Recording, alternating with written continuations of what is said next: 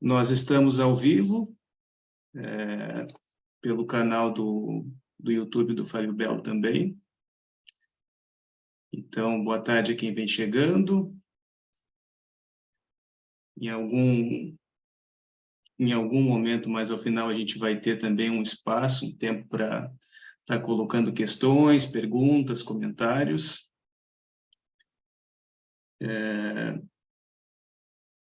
Nós já tivemos uma atividade de pré-lançamento a esse livro que é organizado pelo Enzo Pisimenti, e que o Fábio Belo é um coautor.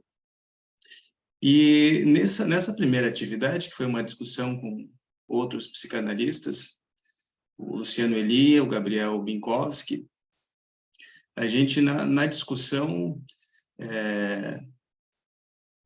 escutou bastante, teve bastante questões referentes a isso, que o tripé freudiano, essa noção conceitual, né, tradicional, ela é uma noção que é difícil de ser abandonada, enfim, ser uma espécie de tradição na psicanálise mesmo. Então, um livro que vem colocar em diálogo, né, e questionar, isso acabou gerando uma certa polêmica, um certo questionamento, e um pouco por isso a gente deu esse nome, essa direção para o evento de hoje, né? Porque não se trata da gente desconsiderar conceitos, propostas teóricas, mas justamente ir além do que a gente já tem de tradicional, de convencional. E a discussão de hoje é um pouco essa proposta que a gente tem. Como eu disse no início, essa é uma segunda atividade de pré-lançamento. Nós temos um lançamento marcado para o dia 26 de agosto, em São Paulo, presencialmente, em que a gente vai estar ali com o Enzo, que é organizador do livro, com alguns coautores também, espero que com o Fábio também, e tem outras atividades já agendadas em outros momentos, em outros lugares. Acho que depois até o Enzo e o Fábio vão comentar sobre uma que vai acontecer em Minas Gerais. E quero também dizer para vocês que tem um cupom de desconto para quem está nos assistindo aqui, para quem está participando do evento. Quem quiser adquirir o livro através do site da editora, depois eu vou colocar no chat também. O cupom é Além do Tripé, tudo junto, sem acento. Então, vocês insiram esse cupom e vocês podem adquirir o livro com desconto. Certo? Então, sem mais delongas, eu vou apresentar o Fábio e o Enzo e vou estar passando a palavra primeiro ao Fábio, depois ao Enzo, que vai estar trazendo questões a partir do capítulo escrito pelo Fábio. E, num terceiro momento, nós vamos ter o nosso debate, e quando vocês também vão poder participar, colocando perguntas, fazendo comentários. Fábio Belo é graduado em Psicologia pela Universidade Federal de Minas Gerais, mestre em Psicologia na área de concentração e estudos psicanalíticos, doutor em Literatura Brasileira pela UFMG, coordenador do Grupo de Pesquisa Psicanálise Política. Suas pesquisas atuais são focadas nas teorias de Laplanche e de Winnicott. Mantém o projeto de extensão Conversas Virtuais sobre a Psicanálise, foi bolsista da Produtividade em Pesquisa CNPq nível 2 e é autor de diversos livros e artigos científicos especializados na área de psicanálise. O Enzo Pisimenti é psicanalista e psicólogo, mestre e doutorando pelo Programa de Psicologia Clínica do Instituto de Psicologia da Universidade de São Paulo, membro do Laboratório de Psicanálise, Sociedade e Política e do Grupo de Pesquisa de Orientação Lacaniana, ambos vinculados à USP. Membro do Laço Analítico, Escola de Psicanálise, e autor de diversos livros, coletâneas e artigos, entre eles Psicanálise e Saúde Mental, Tática, Estratégia e Política na Direção do Tratamento, e Tática, Estratégia e Política da Psicanálise, que saiu depois, em 2022. Desde 2014, o Enzo coordena grupos de estudos ligados à clínica psicanalítica em sua relação com a Polis. E, repito, para quem está chegando, Enzo também é o organizador desse livro que está em questão na atividade de hoje. Então, Fábio, passo a palavra para ti. Muito obrigado, então, pelo convite. Estou muito feliz de estar participando aí do livro, né? Espero que muitos aproveitem esse código aí de desconto, além do tripé, tudo junto, sem acento. Entrem lá no site da editora, comprem.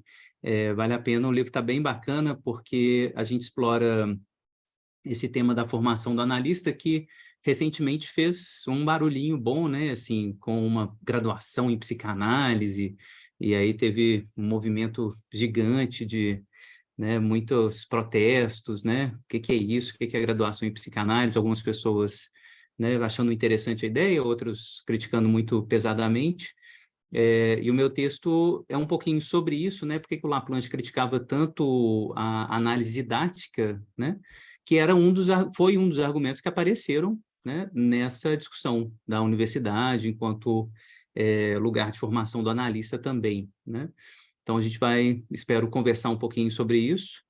Quero agradecer ao Enzo pelo convite, né, inicial para participar do livro, e espero que a gente tenha uma boa conversa hoje, assim, sobre o texto. Então, imagino que ao longo aí da live a gente, né, tenha algumas questões também do público, vai ficar gravado no meu canal, e as perguntas sobre o texto também, depois que vocês lerem o livro, né, ficam disponíveis aqui nos comentários do vídeo, caso vocês queiram colocar depois.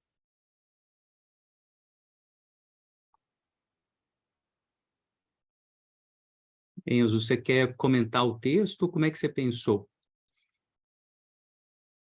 Eu pensei em falar depois de você, fazer um comentário. Eu escrevi, eu preparei algo também, né? Tá, Boas-vindas, começar a falar propriamente dito.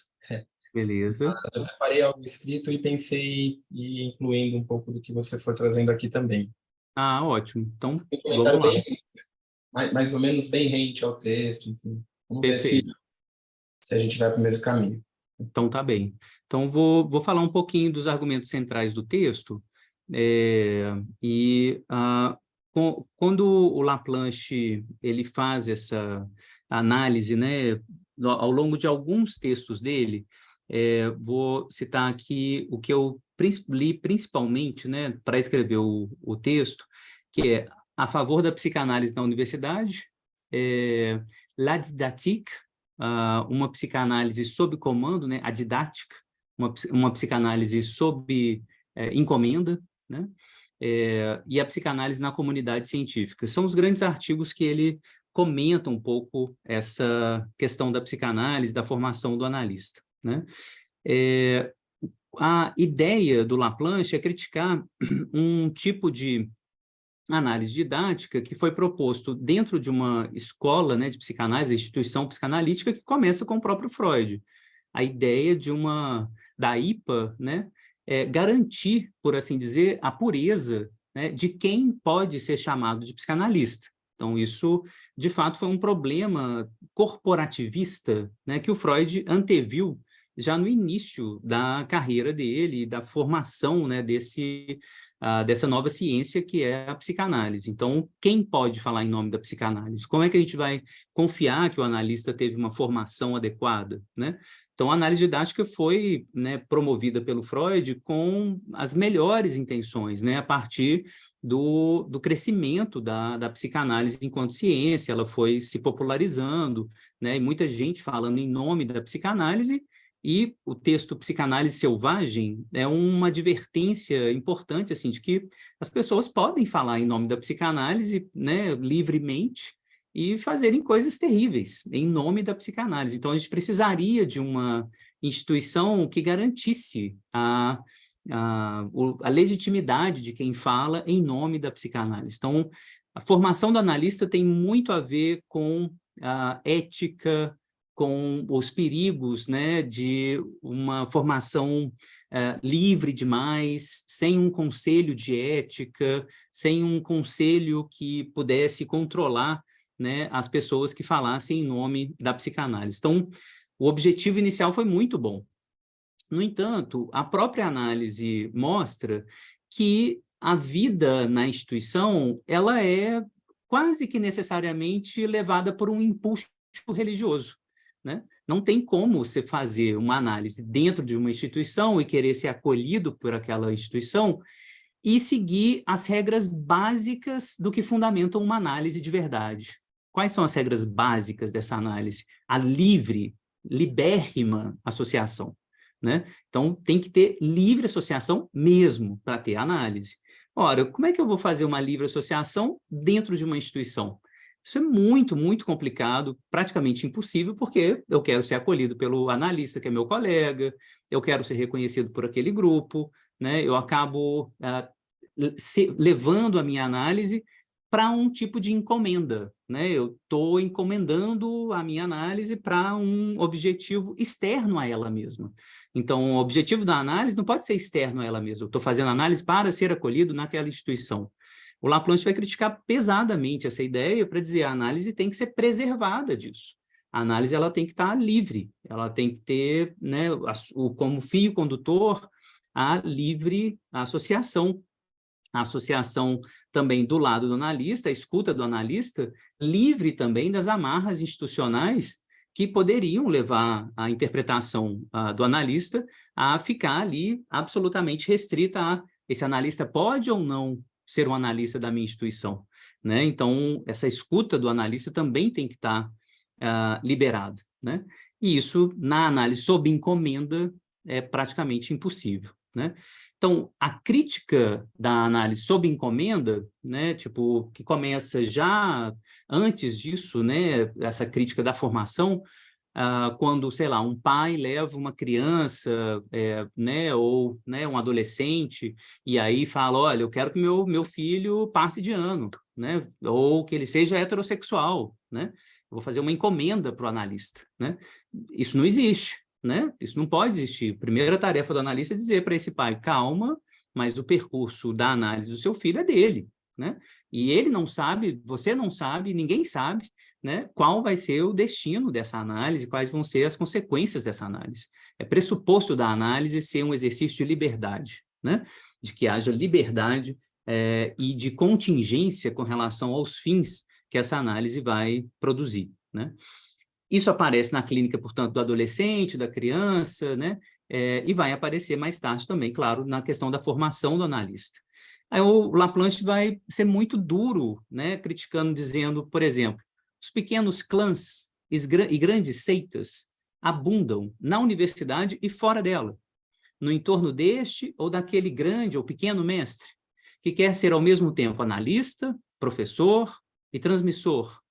Ora, a essência do processo analítico, lembra o Laplanche, é a análise e tem por correlativo a renúncia, dessociation de todo o poder por parte do analista, incluindo o poder da teoria e dos aspectos ideológicos apensos à teoria psicanalítica. Então, a essência do processo é a própria análise, não pode ter, né, poder aí, questões ideológicas, né, mobilizando, organizando a análise fora dela, tá? Essa extraterritorialidade, né, que a formação didática da análise teria, incomoda muito ao Laplanche. Então, o Laplanche vai tentar dizer, olha, é melhor a gente fazer a análise fora dessas instituições, né, e manter o campo livre desse perigo que é um certo tipo de empuxo religioso que é muito comum, né, nas instituições de psicanálise, curiosamente, um movimento anticientífico próprio do movimento psicanalítico desde o início. Então, as pessoas têm um certo orgulho de dizer, né, sou freudiano, sou laplanchiano, sou lacaniano, sou winnicottiano, né, como se esse identitarismo agiográfico, né, quase que esses autores geniais são anjos, né, absolutamente impossíveis de criticar, né, esse movimento anticientífico é um movimento religioso, né, que vai exercer, evidentemente, um peso um peso ideológico na formação do analista que, por exemplo, vai tornar quase que impossível, nas minhas livres associações, qualquer movimento de crítica, qualquer movimento de uma livre associação, por exemplo, sobre o meu ódio com relação ao autor daquela instituição que está organizando a minha análise didática. Eu não vou poder falar mal do Lacan na minha análise, né? Não vou poder associar livremente, né? Falando dos colegas daquela instituição, porque senão eu não vou ser aceito. Como é que a análise didática funcionaria, né? Então, vou caminhando nessas críticas, né, do Laplanche, e ao longo do texto vou apresentando o que é a análise para o Laplanche, né? Que é uma reabertura da situação originária, que essa reabertura ela só é garantida por conta das recusas do analista, né? E essas recusas do analista, elas começam por isso. Eu não estou preso a nenhuma demanda externa à análise desse sujeito que eu recebo. O que eu quero fazer na análise de alguém é ouvir essa pessoa com o máximo de liberdade possível que ela pode ter para associar livremente.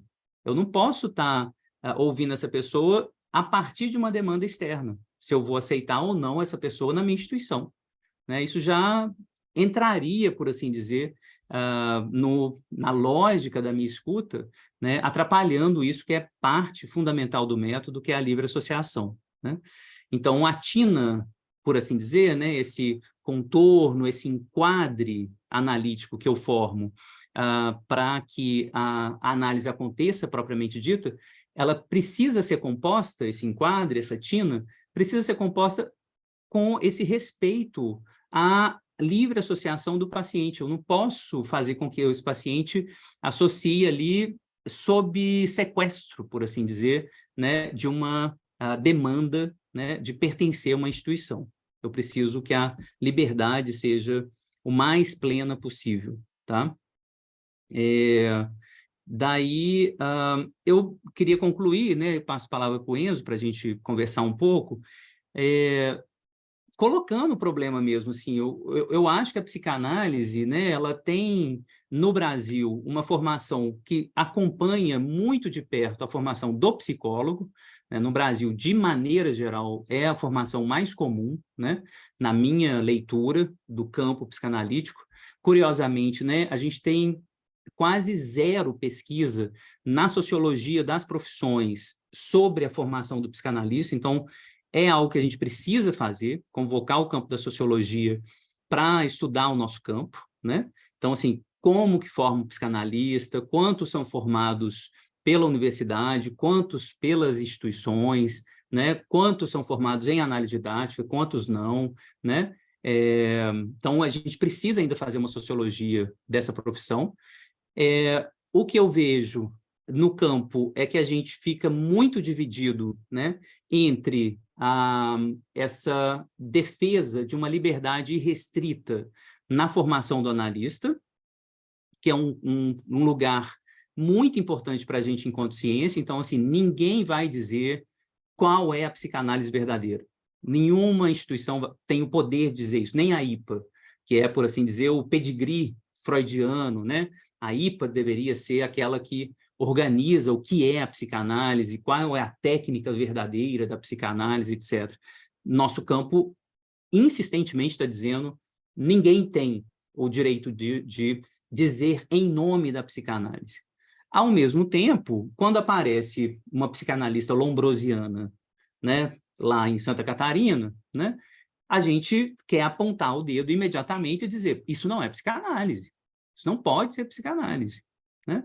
Quando aparece um Amilcar Lobo, né, que vai ser entreguista e participar das torturas na ditadura militar, a gente também quer apontar o dedo e dizer, isso não pode ser a psicanálise. E aí a gente fica em mar aberto, né? Se a gente não tem um código de ética, uma instituição que está dizendo o que é ou o que não pode ser a psicanálise, né? E a gente defende essa liberdade, quando aparecem essas aberrações, o ubuesco, né, da psicanálise, porque vai aparecer, né? Como que a gente pode se defender disso também? Então, a gente fica em mar aberto, mas, por enquanto, o que a gente tem escolhido E essa escolha do Laplanche, certamente, é a defesa da liberdade. O preço da liberdade é que essa comunidade tem que se autorregular, né? Então, quando aparece a psicanalista lombrosiana, a comunidade vai se manifestar. E a gente precisa ter força suficiente, discursiva, né, nos canais da internet, virtuais hoje, né, para dizer para a população, para o público, que aquilo não é psicanálise, aquilo não é psicologia, né? Mas vejam, a gente está em mar aberto, numa guerra discursiva. Então, a gente está correndo muito risco, né, de fato, mas é o risco que a gente tem escolhido correr para manter essa base do enquadre psicanalítico, que é a liberdade da associação livre do paciente e da escuta flutuante do analista, né? Que isso não esteja submetido a nenhum tipo de condicionamento externo, a nenhuma externalidade, né? Essa me parece a posição do Laplanche e a gente está correndo esse risco, mas acho que é um risco que vale a pena correr, né? E, a partir daí, a associação com a universidade, só para terminar, Ilso, a associação com a universidade é uma das garantias que o Laplanche vê, né, como uma garantia importante para a manutenção crítica dessa liberdade. A universidade, a princípio, eu também acho que está cheio de religioso dentro da universidade, mas a princípio, a universidade é o lugar onde a gente pode criticar, né? É onde a gente pode, de fato, dizer, né, essa teoria está ruim, essa teoria não acertou aqui, tem contradições importantes aqui. Então, a universidade poderia ser esse lugar, mas a gente sabe o empuxo religioso das teorias nas humanidades, né, das ciências humanas, não só da psicanálise, é um empuxo muito grande e muito perigoso. Mas, enfim, é mais ou menos isso que eu trouxe para o texto e queria ouvir você também, para a gente conversar um pouquinho.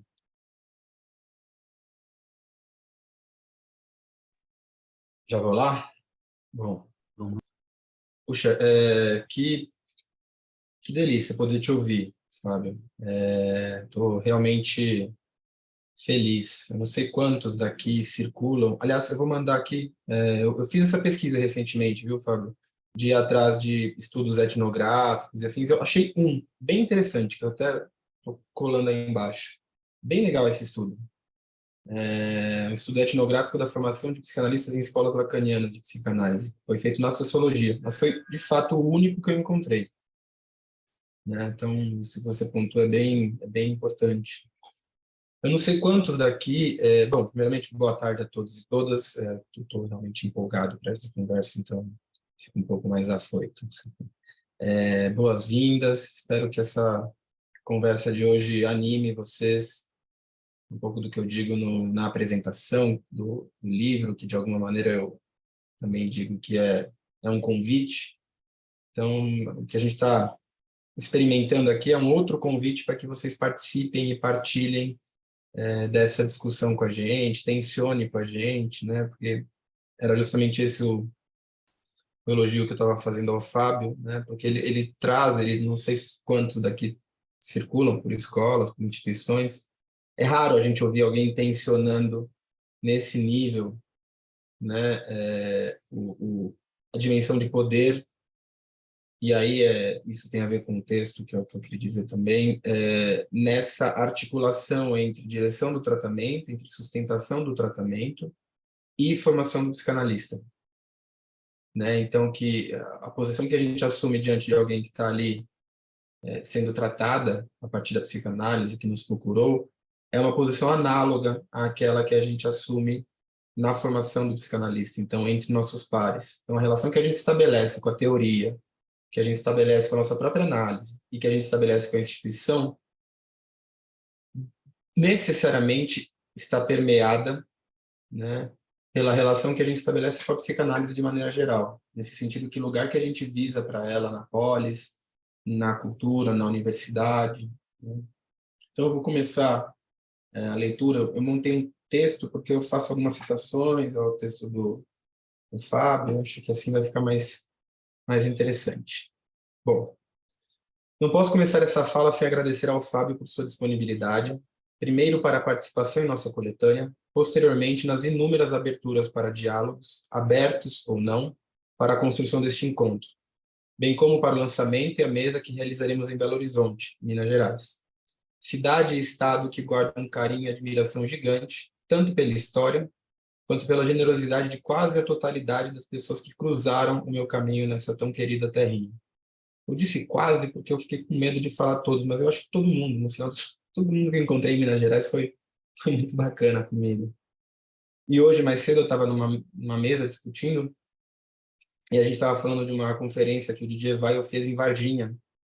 Eu falei, mas que loucura, o que acontece em Minas Gerais que tanta gente contundente, e aí tem um aspecto mais interessante, na articulação com o campo da saúde mental, vai para lá para fazer debate. Assim, todos os textos mais importantes que eu estudei, que eu discuto na minha tese, nessa articulação de psicanálise e saúde mental, que foram apresentações, e aí eu estou incluindo Lohan, Didier Weil, Viganò, todos em Minas Gerais. Tem alguma coisa muito interessante que acontece em Minas, é isso. Temos Barbacena, que é um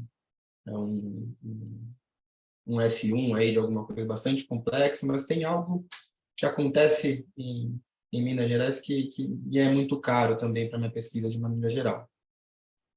Dito isso, fica impossível não iniciar esse diálogo sem dizer que essa disponibilidade de Fábio nos situa de maneira contundente, em ato, na perspectiva que ele traz a partir de Laplanche para pensar o lugar das instituições, dos analistas e daqueles que topam o percurso de construção que é correlato ao percurso analítico. Construção aqui está em itálico porque é um conceito que ele traz de Freud, que o Laplanche também recupera, né?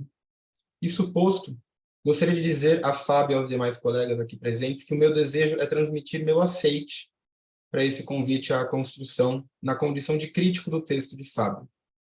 Noção que ele resgata de Freud para nos lembrar que o processo analítico é, cito Fábio, aspas, um movimento por meio do qual o sujeito, através das peripécias mais estranhas ao estrangeiro, reencontra o que lhe é mais próprio. Fecha aspas.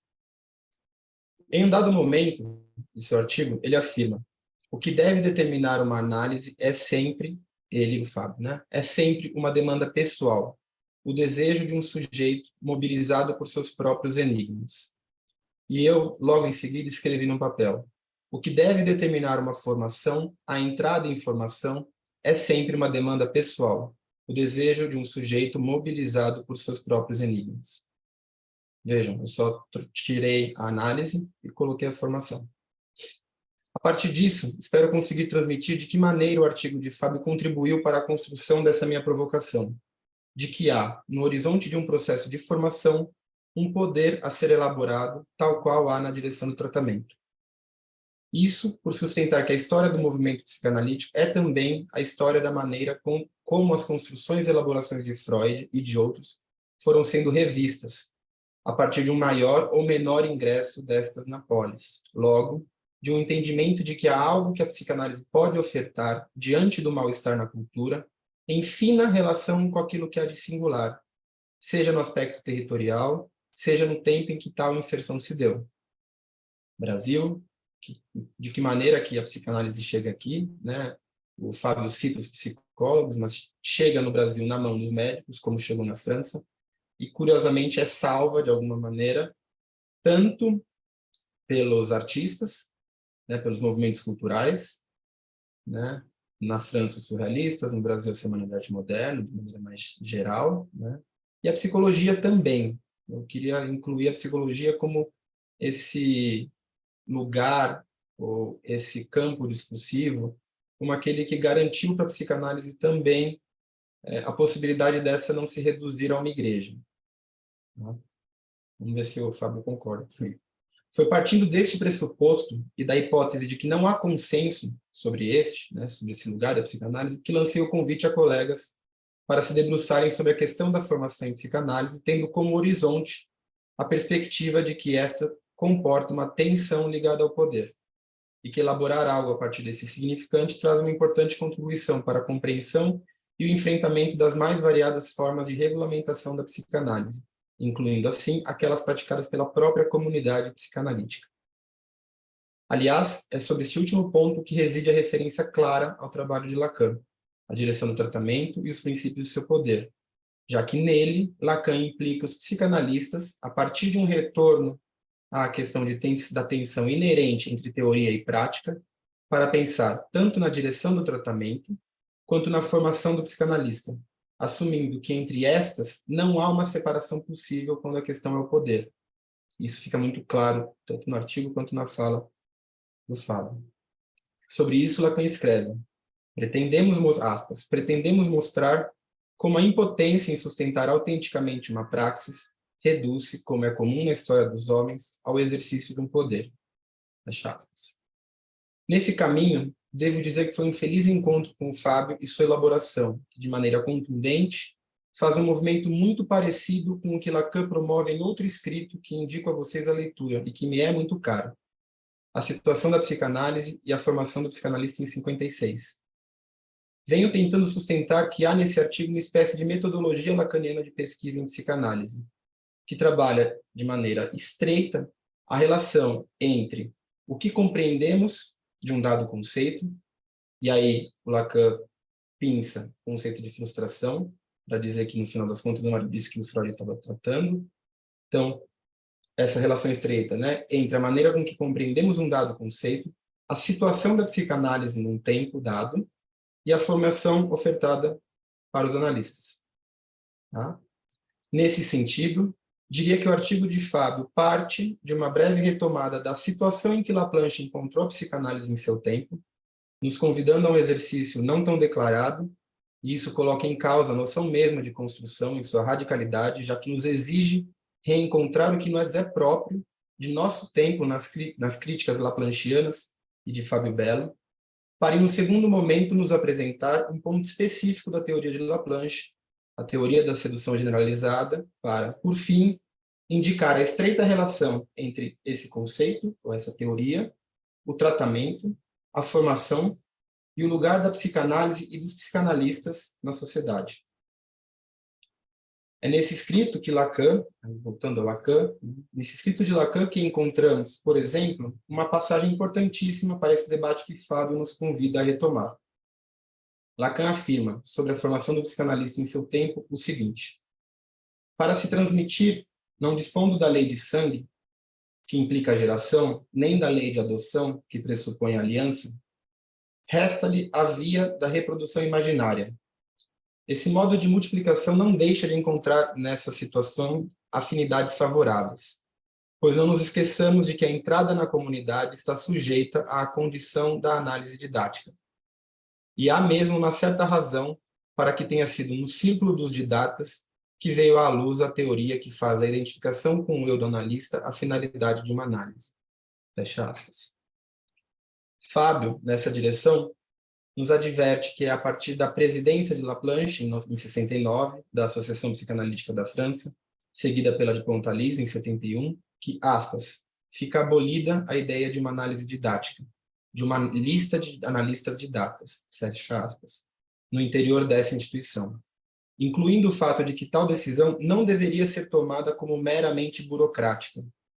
Aliás, fica claro no texto de Fábio que nenhum movimento que diz respeito à psicanálise, aos psicanalistas e às instituições, pode ser tomado, ou supostamente tomado, como meramente burocrático.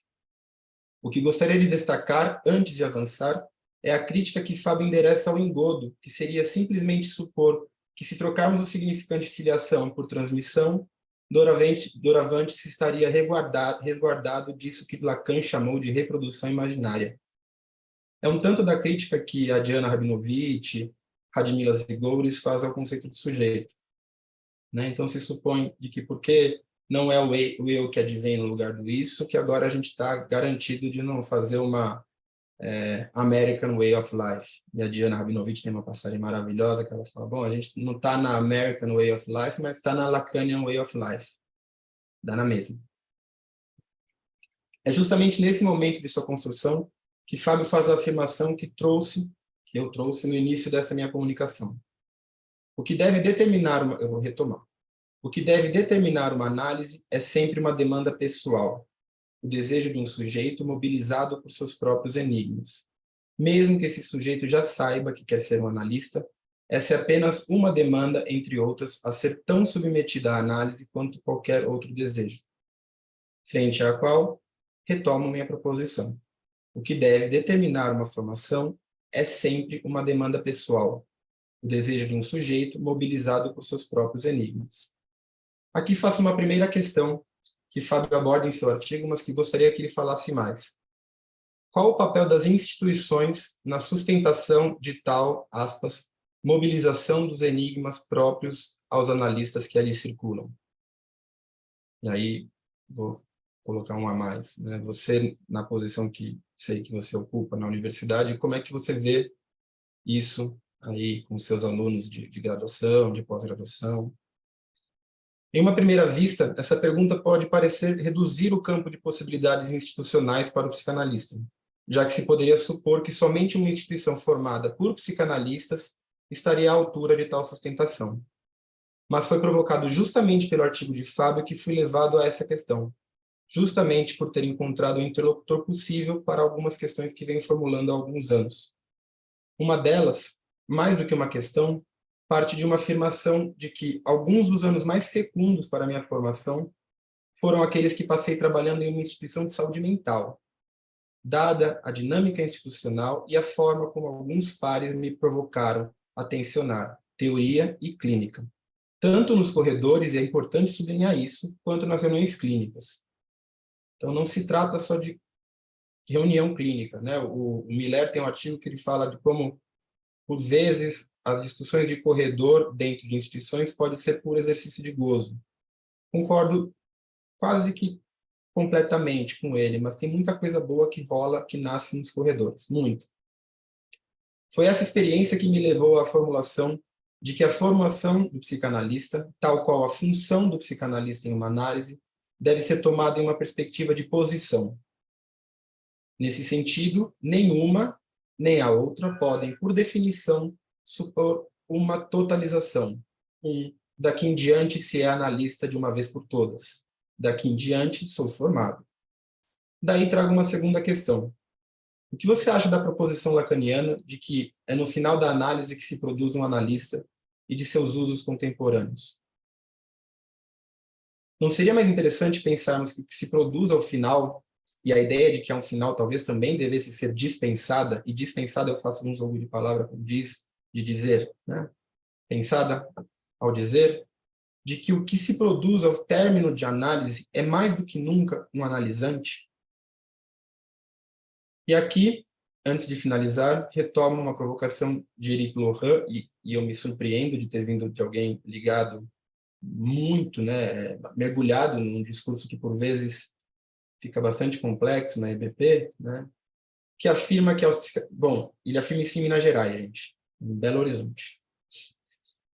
Que afirma que aos psicanalistas não cabe a defesa da psicanálise, já que, aspas, a psicanálise pura repousa sobre o analisante. Aí, né, é que os próprios psicanalistas tendem a se proteger da psicanálise, ou seja, eles têm a tendência a não mais falar como analisantes. É nesse sentido que eles se protegem. Por isso, Lacan pode falar de sociedades de psicanálise como grupo de proteção contra o discurso psicanalítico. Fecha aspas. Nessa direção, e na direção que você assumiu, Fábio, se a formação do psicanalista não se reduz àquilo que é ofertado nas instituições psicanalíticas propriamente ditas, é preciso, mais do que nunca, pensar na relação que os psicanalistas estabeleceram ao longo dos tempos com outras instituições, marcadamente a universidade e as de saúde mental. Indico com isso, e aí é algo que surgiu essa construção a partir da última live que a gente fez, que teve uma pergunta sobre elitização, né? Indico com isso que as questões que as atravessam, a universidade e o campo da saúde mental, como o maior ou menor acesso de camadas sociais marcadas pelo racismo e pela segregação, são questões que, se tratadas individualmente pelas instituições de formação em psicanálise, se reduzirão a mais uma saída alienada ao discurso neoliberal, e por isso individualista. Valeu, gente. Obrigadão, Fábio, pelo seu artigo que me levou por esses caminhos. Espero que a gente consiga trocar uma ideia. Não, muito bom. Quer falar alguma coisa antes, Josias? Pode tocar, Fábio. Pode, beleza. Então, gente, lembrando que o link para essa reunião do Zoom, para quem está no canal do YouTube, está na descrição do vídeo. Se vocês quiserem vir para cá, para a gente conversar, fiquem à vontade. Caso contrário, permaneçam aí no YouTube também. Então, muito obrigado, Enzo, pela leitura. Muito, muito bom ser lido assim para a gente dialogar, né? Tentar falar algumas coisas, começando por essa provocação que eu acho maravilhosa, né? No final de uma análise, se produz um analisante, ainda e sempre, né? Não um analista, né? Eu prefiro isso. E Laplanchianamente, pensando com Laplanche, né? Acho que o final da análise, para ele, para a gente pensar na transferência da transferência, né? Quando ele fala, ele tem duas noções super importantes, né? A transferência da transferência e a transcendência da transferência, né? O que ele quer dizer com isso? Que a transferência nunca termina, né? A gente está transferido com o analista, produzimos ali a transferência nessa relação analítica, mas para sair da análise, a gente vai transferir a transferência para outro lugar, para a arte, para a cultura, para a nossa própria relação com a psicanálise, mas continuamos em transferência, né? Respeitando o enigma interno da nossa alteridade, né? Da nossa alteridade interna, esse respeito, né, que a gente adquire ao longo de uma análise. Portanto, estamos muito mais próximos, né, assim, de permanecer um analisante em respeito a esse enigma interno do que essa posição, assim, de um analista no final da análise, né? Eu entendo a provocação, né, do Lacan, quando ele fala isso, né, no final de uma análise se forma um analista, nesse sentido também, assim, não é completamente contrária à ideia de eu estou atento ao meu inconsciente, eu estou atento ao meu sonho, eu estou cada vez mais propenso a aceitar que eu não sou o senhor da minha própria casa, que eu não sei sobre o meu desejo, né? O final de análise tem que produzir coisas desse tipo, né? De mais prudência e menos arrogância, para pensar com o Bion, né? O final de uma análise tem que produzir um sujeito menos arrogante, né? Menos tomado pela híbris, né? De um saber tudo sobre si, se conhecer completamente, né? Controlar a si mesmo e ao outro, né? O final de uma análise teria que produzir isso idealmente, né? E isso me leva a uma discussão já antiga, assim, que eu faço com o Foucault, mais uma vez, contra um desmentido importante, e aí eu entro numa das questões que você levantou, Enzo, assim, qual que é o papel da instituição, né, em especial a universidade, que eu estou dentro da UFMG, que eu acho que é uma das instituições de ensino mais importantes da psicologia brasileira, né, é a UFMG, então a gente está formando psicanalistas, a gente está formando clínicos importantes, né, na UFMG. Com o Foucault, eu quero reestabelecer sempre um diálogo. Quando a gente vai para a clínica, a gente está fabricando sujeitos também.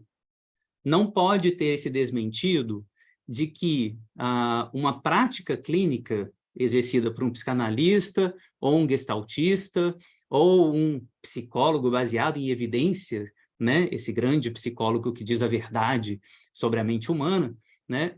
Como se ele não estivesse produzindo uma subjetividade, né? Como se ele não estivesse participando de um processo de subjetivação, como se ele não estivesse presente num jogo de poder multifacetado, sobredeterminado, né?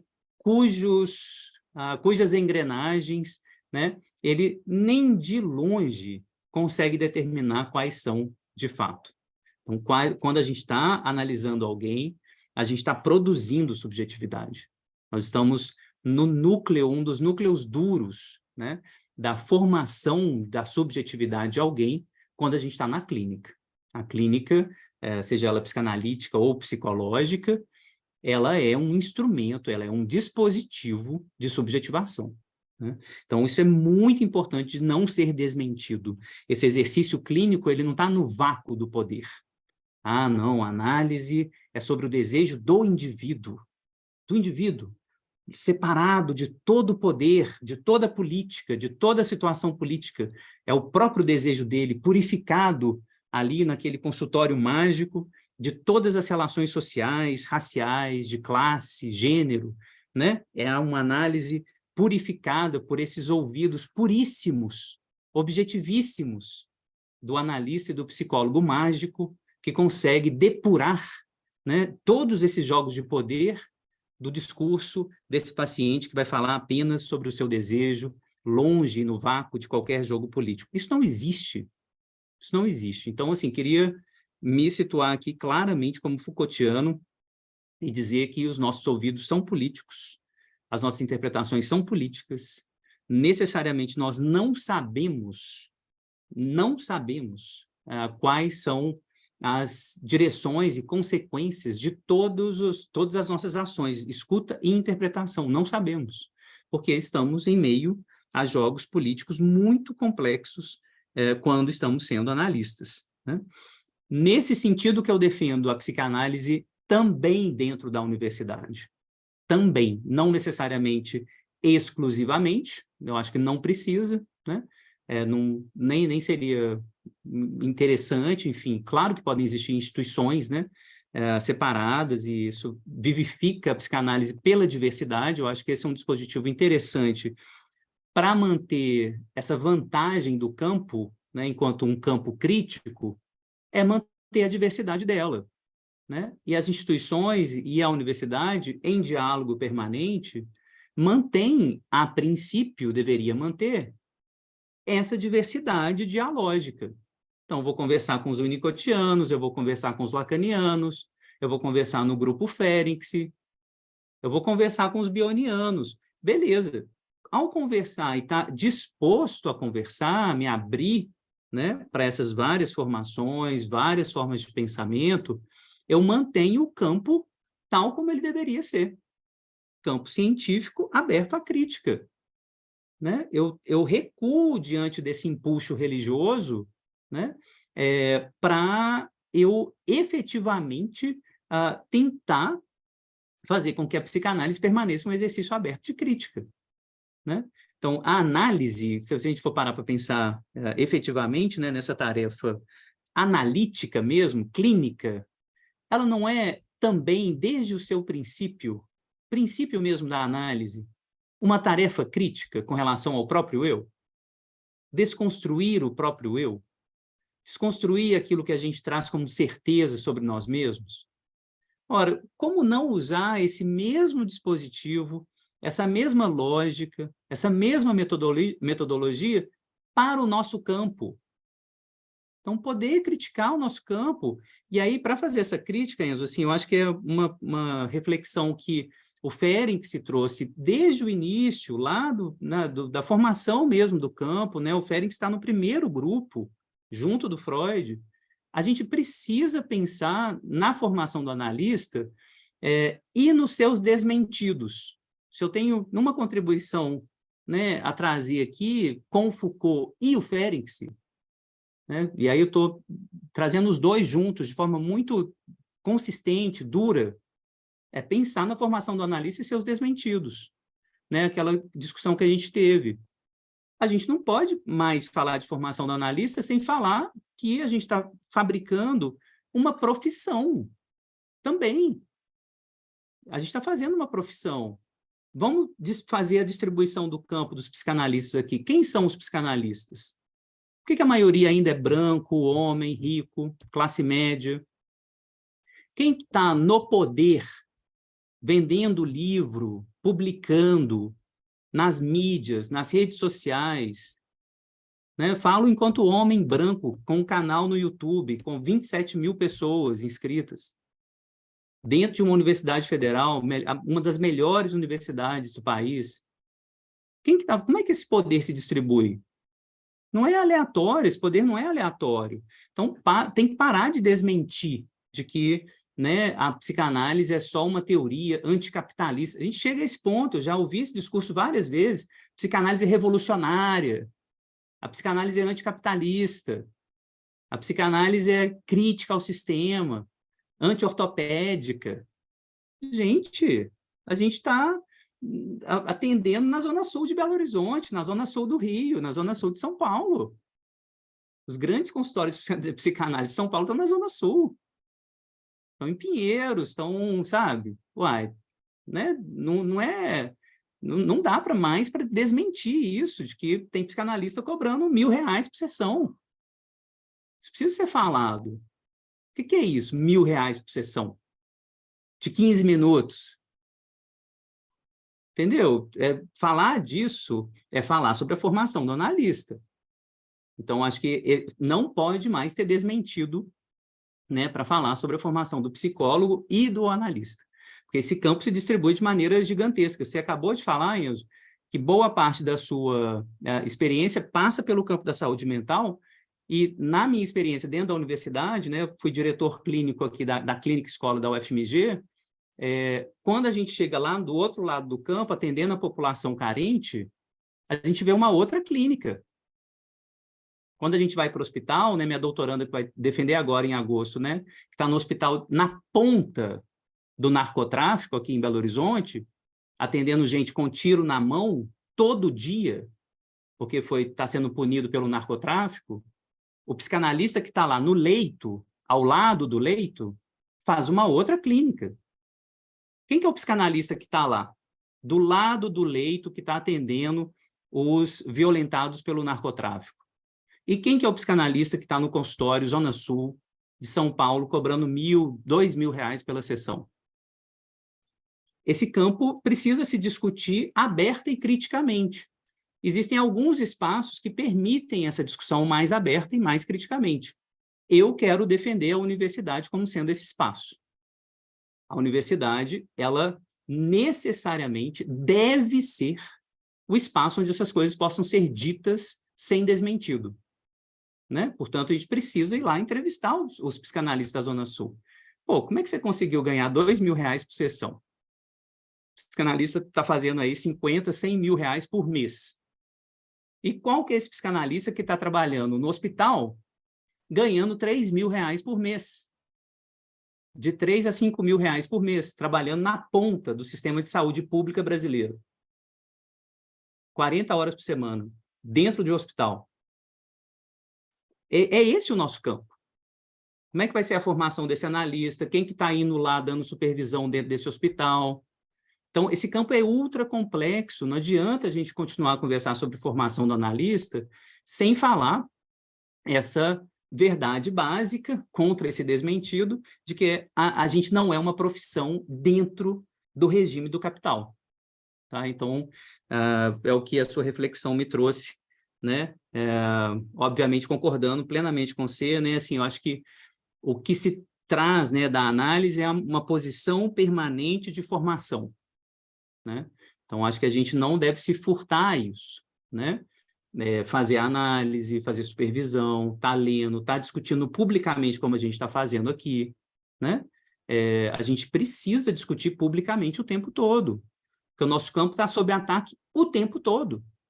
Vocês estão vendo os ataques que a gente está sofrendo agora, Pasternak e companhia, né? Falando dessa conversa mole, popperiana, né? Ressuscitada muitas e muitas vezes, que a psicanálise não é uma ciência, né? Então, a gente precisa conversar publicamente o tempo todo, tá em informação o tempo inteiro, né? Atento, né, Enzo, assim, não só aos perigos internos ao campo, que são muitos, essa diversidade gera uma aversão ao diálogo impressionante. Lacaniano não pode conversar com o winnicottiano, né? Que aí os lacanianos vão falar nos corredores. Eu gosto muito dos corredores também, sabe? Os corredores, eles trazem muita verdade, né? Nos corredores, os lacanianos falam, já ouvi, eu atesto isso, eu testemunho isso. O Winnicott não é psicanálise. O Winnicott é psicologia do ego, né? Então, eu já ouvi esse tipo de violência, de agressão, né? Por parte do campo lacaniano, por exemplo, né? Outras. Então, acho que é muito importante estar em formação permanente, né? Publicamente aqui, falar publicamente, para a gente continuar o nosso campo, né? Eu acho que Bom, concordo plenamente com todos os pontos que você trouxe. Acho que depois a gente pode passar para abrir um pouco para as perguntas, possíveis questões, mas eu queria fazer um comentário. Eu acho que tem dois pontos aqui, né? Eu acabei de vir de uma reunião preparatória para a nossa jornada lá do Laço, né? E são dois títulos, né? Eu fiz um título para essa jornada, que é a extraterritorialidade na formação do psicanalista, né? E o título para a jornada é uma provocação de uma fala que eu ouvia reiteradas vezes nessa instituição de saúde mental, que era aspas. Será que dá para vocês serem psicanalistas pelo menos uma vez na vida? Fecha aspas. Sempre que a gente não concordava com a diretora da instituição, ela gritava isso nas reuniões clínicas, sempre. E aí, dois pontos, né? Considerações sobre o psicanalista doente, e doente é o doente de entidade, né? Dessa dimensão, né? Entre o panteão e a delegacia de polícia ainda, né? Que aí é uma referência ao Canguilhem, né? Que ele vai falar, bom, saindo da Sorbonne, se você sobe, você cai no panteão, se você desce, você cai na delegacia de polícia. E eu acho que a gente ainda está às voltas com a delegacia de polícia. Essa é a verdade, né? E aí, eu acho que nesse desmentido, Fábio, tem alguns pontos que eu acho que são algumas reflexões que eu venho fazendo, né, há algum tempo. Primeiro que desmente, né, o fato de que a psicanálise ela não se basta por si sem interlocução com outros campos. Né? Eu até peguei aqui, o pessoal ficou retomando a questão da análise leiga. Freud disse: se tivesse a formação analítica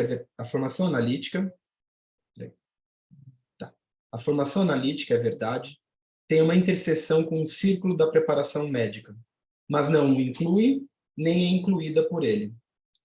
Se tivéssemos de fundar uma faculdade de psicanálise com F maiúsculo, tá, gente? Algo que hoje ainda pode parecer fantasioso, nela teríamos que ensinar muita coisa que é ensinada também na faculdade de medicina, além de psicologia profunda, biologia, psiquiatria.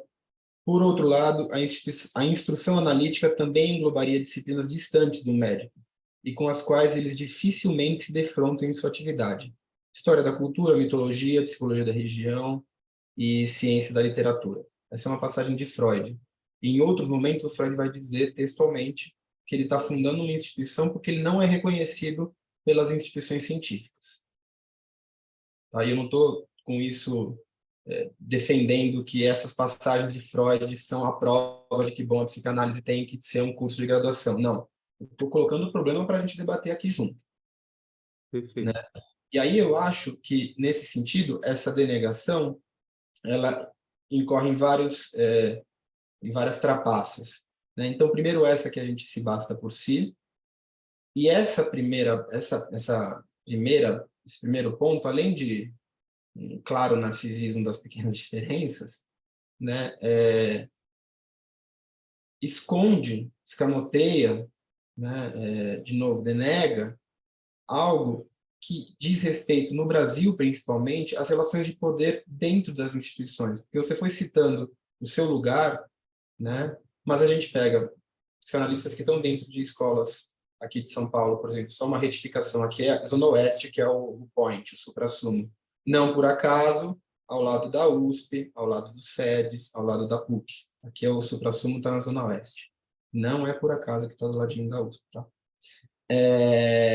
Então, a gente denega um outro fato, que é, bom, na psicanálise não tem essa de formação, em universidade, nada. Você vai participar de qualquer jornada, qualquer espaço, tem lá na descrição do fulaninho, quando vão falar o nome do fulano, não fala em geral Fábio Belo, psicanalista. Dentro das escolas, fala-se Fábio Belo, psicanalista, doutor, pós, não sei o quê. Então, importa. Faz diferença. E aí a gente vai para mais um degrau, que eu acho que é o degrau fundamental desse debate, que é a gente não vai debater elitização da psicanálise de maneira de fato contundente se a gente não debater essa elitização a partir da relação que a psicanálise tem com a universidade e da relação que a universidade pública tem com a população preta. Por exemplo, vou falar uma, mas tem também com a mulher, tem também com a mulher que é mãe, né? Então, é isso, né?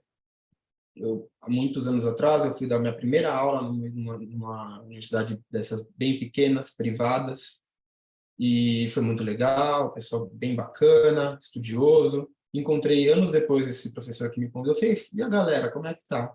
Ah, fulana virou manicure, Beltrano está trabalhando no Lava Rápido.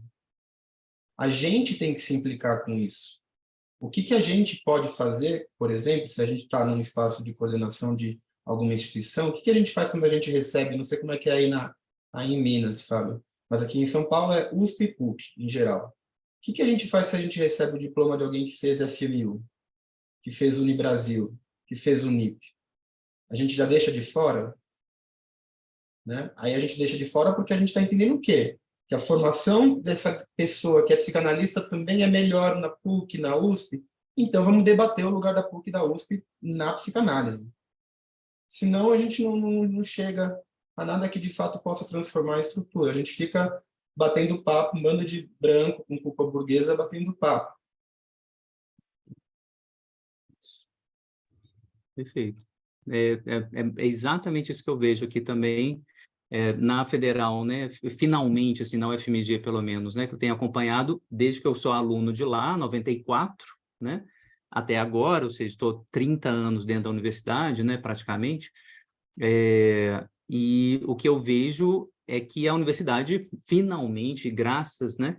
Se pintou de preto, né? Graças aos governos, graças a Deus não, né? Graças aos governos do PT, em particular, as políticas de cotas, implementações, né, também de políticas universitárias da UFMG, que a gente viu a universidade efetivamente acolhendo, né, cada vez melhor, com muita dificuldade, não é fácil, não é um racismo realmente assim, estrutural impressionante, né, que aparece, mas aí trazendo para o campo específico, quando eu estou finalmente, né, supervisionando analistas negros, analistas negras que vão se formar, né, é muito diferente, né? Porque a população lá né, já respondendo um pouco a questão do Carlos aqui, que apareceu no canal, ele fala, né, se haveria, então, uma hierarquia das pulsões, né, de acordo com a classe social, uma hierarquia das necessidades, né? De jeito nenhum, de jeito nenhum. A grande questão é que esse jogo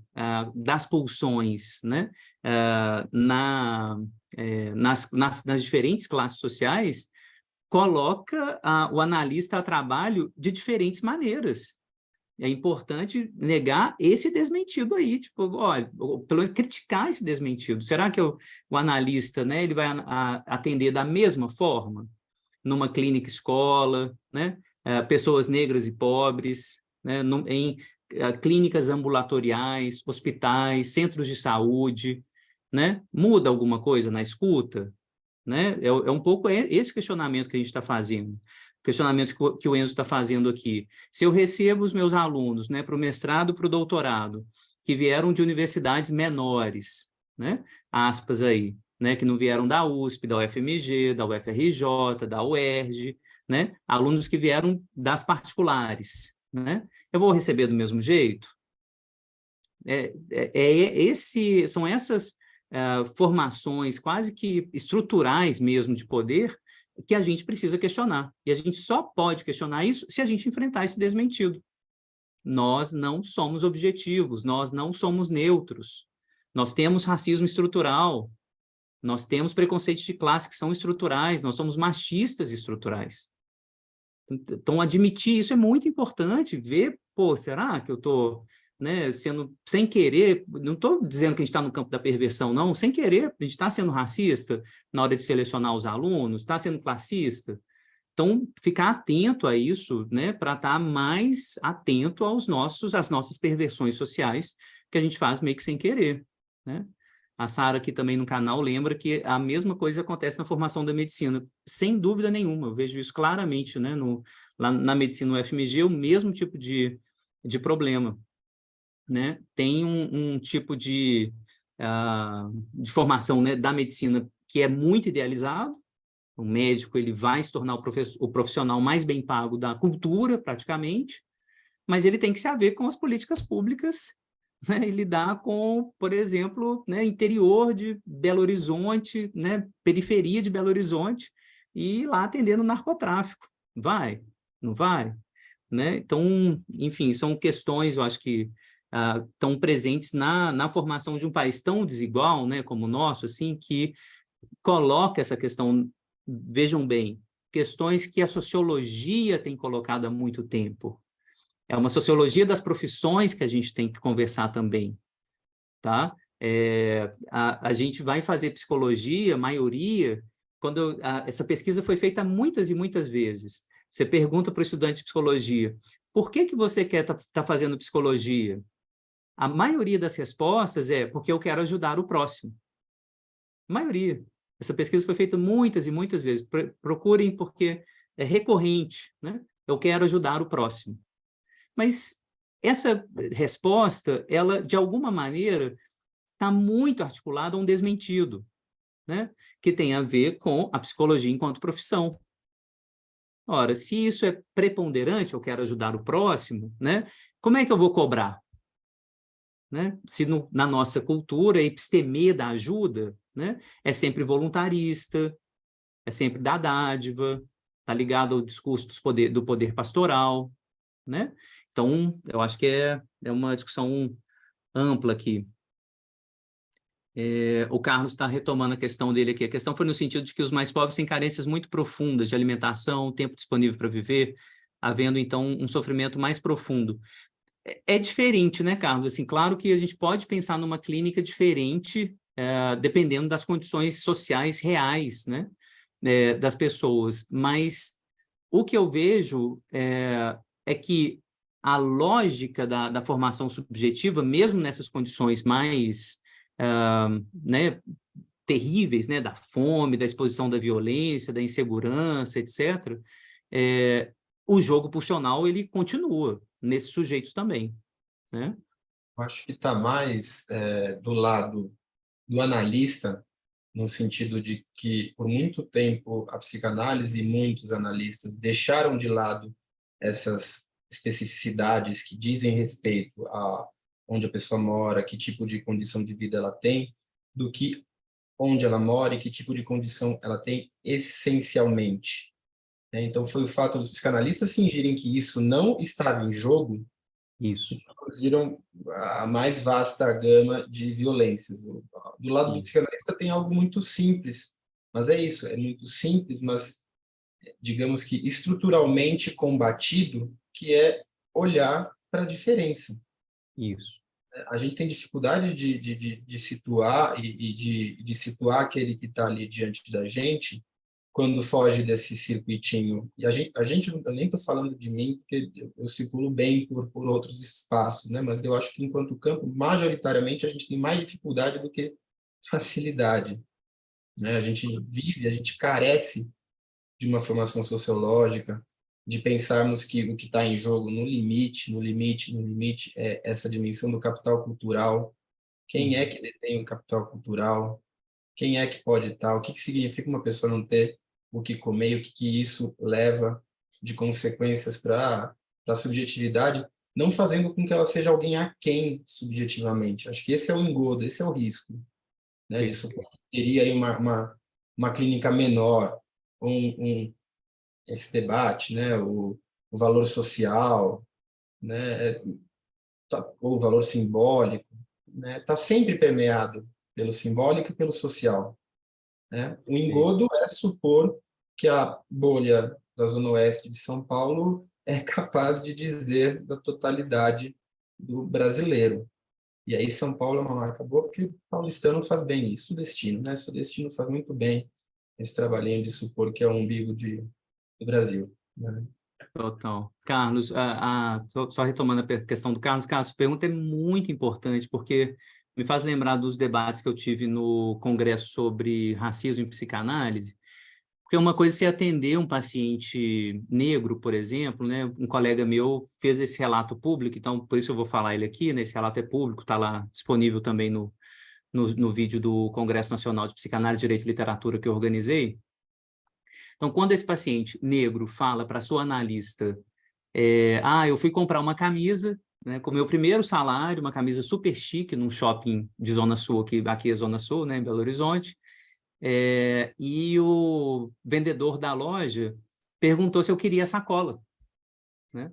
E eu fiquei, tipo assim, como assim? Você pergunta isso para as pessoas? Você quer sacola da loja? Né? Ele ficou muito chateado com isso, né? Com razão. E aí a analista faz uma intervenção do tipo, você não está exagerando? E aí, quando ela faz isso, ele levanta do divã e vai embora.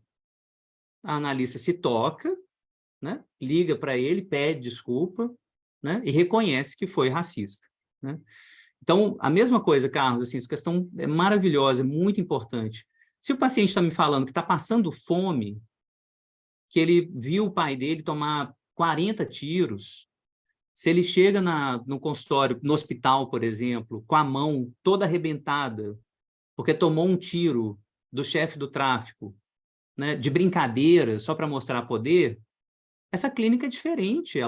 A dinâmica pulsional, obviamente, obedece às mesmas regras que a gente está falando, porque a gente está fazendo ciência, então eu estou pressupondo que a dinâmica pulsional, o narcisismo, o ideal do eu, tudo isso continua em todo mundo, né? Eu estou querendo produzir universais teóricos, né? Ao fazer ciência. Mas como que essa dinâmica vai se estabelecer na clínica desse sujeito que está dizendo, tomei um tiro na mão, não é fantasia de tomar tiro, igual eu atendo um paciente na Zona Sul. Nossa, eu tenho uma fantasia que ladrão entra na minha casa. É outra coisa, é outra dinâmica. Então, você tem toda a razão, né? A gente tentar o tempo todo ficar atento aos nossos desmentidos, né? Você tá falando de passar fome, eu não vou ficar interpretando essa passar fome como sintoma da sua oralidade recalcada. É diferente de ouvir uma paciente na Zona Sul que está lutando para fazer uma dieta, para ficar magrinha tipo Barbie. Entendeu? É totalmente diferente, né? A paciente reclamando que o filho dela está passando fome, chorar, e eu ouvir isso, e como que eu falo, né, com essa paciente, como que eu acolho essa paciente, como é que eu interpreto isso, como é que eu encaminho essa análise, e encaminhar uma análise de uma paciente que está desenvolvendo uma anorexia milionária, sendo milionária, tendo toda a disposição, o alimento, né, de comida, enfim, de todo mundo. Tá? Então, excelente questão, acho que é nuclear para a gente esse tipo de questão. Como que os desmentidos aparecem na clínica, né? A Janete está colocando uma questão aqui, Enzo, também, interessante, que é pior quando fazemos cursos pagos de psicanálise, que somos colocados no limbo quase inexistente para os grupos de psicanálise. Ser só psicanalista não basta, né? Tipo, ser doutora, tem que ser uma mestranda, né? Olha só que interessante como nessa pergunta se dá a ver algo, né? Se mistura aí, né? A gente faz um curso numa instituição psicanalítica e tem que ser doutora, porque é isso, está misturado. Se mistura, isso. É A capital simbólico, igual você falou. coisa está misturada, né? Um não é sem o outro.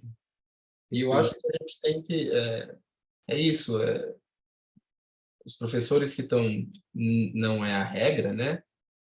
Mas é um fato, né, que muitas vezes quem chega em cotas, né, tem maiores dificuldades, né? Não é uma regra, né, mas pode ter maiores dificuldades. A gente tem que se haver com isso enquanto comunidade, né? Eu acho que esse aspecto também é importante, né, da gente levar em conta, porque no dia que eu levei esse debate para a instituição que eu trabalhava, fizeram uma piada. Tá, então você vai ficar lá ensinando essa galera que chega aqui querendo dar conselho? E talvez sim. Talvez a gente vai ter que ficar, a gente vai ter que despender tempo. Isso. A tarefa de supervisão muda. Mas aí que tá, porque isso nos implica em, de repente, e foi o que falaram na sequência, bom, então vocês vão ter que gastar mais tempo, não sei se vai dar para pagar a mesma, se vai dar para pagar mais horas para vocês. E aí? E aí que a gente vê o privilégio branco sendo colocado em causa, aqui, em questão. E aí, você está disposto a mexer no seu bolso? Porque vai mexer. E vamos mexer, então. Né? Eu acho que é isso que é levar, de fato, às últimas consequências. Né? Porque não vai ser tranquilo. Não é tranquilo. Não é, de fato, existe uma formação diferente. Né? Eu fico vendo a minha formação. Eu fiz Mackenzie. Né? Eu vejo a minha formação do lado da galera da USP. É muito diferente. Tem as minhas coisas interessantes e tal, mas, cara, queria ter tido na USP, óbvio. né? Não estamos dizendo aqui que é igual. Não, a gente vai ter que lidar com isso, né? Assim como um colega dizia, né, que quando ele dava aula, os alunos gastavam 2 semestres tendo aula de produção de texto. Enquanto no Mackenzie, por exemplo, a gente tem 2 semestres que a gente discute neuropsicologia, que é um negócio super, teoricamente, avançado. Isso vai produzir efeito no fim. Total, total. A gente está falando da sociologia de conhecimento também, né? Como é que o capital simbólico se distribui, né? Quais são os professores, quais são as políticas de doutorado, de formação, tudo isso está junto. Josias.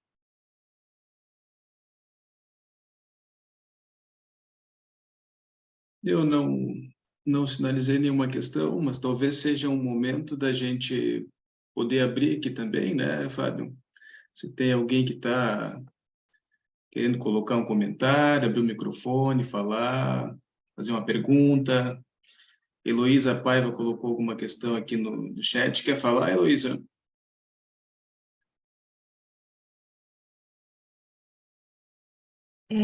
Oi, boa tarde. Eu coloquei, né, que, assim, me parece que quando o paciente tem uma dor urgente, atual, premente e constante, fica difícil trazer para a clínica as outras questões, né? Então, esse manejo muda mesmo, porque um paciente, por exemplo, que sofre racismo ou homofobia, alguma coisa assim, isso acontece o tempo inteiro, é como se a ferida estivesse constantemente sendo reaberta. E aí ele começa a trazer essas coisas e fica difícil desligar e dizer, olha, não vamos ouvir isso, não tem como. E aí o manejo muda completamente mesmo. Então foi só esse comentário. Boa, tudo a ver, estou totalmente de acordo. Muitas vezes na supervisão lá na UFMG, né, diante dessa clínica, assim, vamos chamar uma clínica mais real, né, que é isso, o cara que está passando fome, uma mãe que é, né, alcoólatra e, né, bate na criança, né, uma mulher que está sendo espancada pelo seu marido alcoólatra. Como é que é o manejo aí? Eu vou, né, deixar o sujeito sozinho se responsabilizando pelo seu desejo? Ou eu recuo um pouco, né? Vamos fazer um pouquinho de psicoterapia, vamos conversar sobre as condições reais e concretas, né, de encaminhamento disso, né, para um outro campo, em outro momento, a gente fazer análise mesmo, né? Então, às vezes, o manejo vai ser completamente diferente, né? Para não haver um desmentido dessa situação, né? De que, não, você está fantasiando que está apanhando o seu marido, é você que deseja estar aí, o que você tem a ver com esse desejo aí, como é que você se responsabiliza aí, né? É muito diferente essa clínica, né, quando essas coisas muito concretas aparecem, porque o diálogo com a psicologia, com outras técnicas psicoterápicas, vão se fazer mais prementes, sabe? A psicanálise, ela desce do pedestal.